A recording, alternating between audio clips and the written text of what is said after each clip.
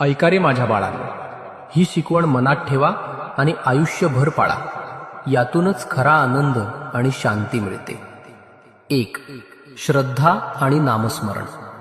संकट ही आयुष्याचा भाग आहेत. संकट आली की देव विसरू नका. माझं नामस्मरण करा आणि श्रद्धा ठेवा. श्रद्धा ठेवल्याने कोणतंही संकट लहान वाटतं. 2. समाधान हाच खरा खजिना. धनदौलत क्षणात येते जात असते, पण ज्याच्या मनात समाधान आहे तोच खरा श्रीमंत आहे. समाधान हीच खरी संपत्ती आहे. 3.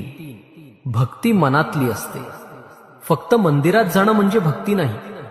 भक्ती म्हणजे प्रत्येक क्षणी देवाची आठवण ठेवणं. हीच भक्ती मन शुद्ध करते आणि जीवन सुंदर करते. 4. राग मनाला जाळतो.